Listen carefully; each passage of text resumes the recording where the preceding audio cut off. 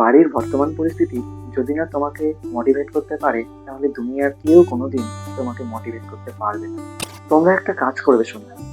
তোমরা ঘুমানোর আগে অন্তত একবার চোখটা বন্ধ করে ভাববে তো, যে সারাদিন খাওয়া দাওয়া করছো, বন্ধুদের সঙ্গে পার্টিতে যাচ্ছ, মাস গেলে টিউশনের টাকাটা দিয়ে যাচ্ছ, আসলে এই টাকাটা আসে কোথা থেকে?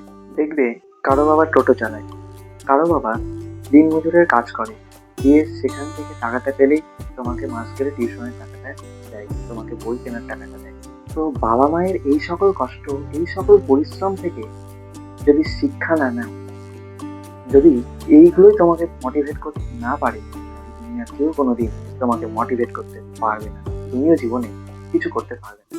একবার ভাববে যে কি করছি জীবনে। যে বাবা সারাদিন এত কষ্ট করে তার রক্তকে জল করে টাকাটা এনে দিচ্ছে পড়াশোনার জন্য, তোমাদের টিউশনের টাকাটা দিচ্ছে, টিউশনের টাকাটা নিচ্ছ, নামে মাত্র টিউশন যাচ্ছ, কোনোদিন বাড়িতে পড়ো না, বিন্দাস বাবুর মতো ঘুরছো।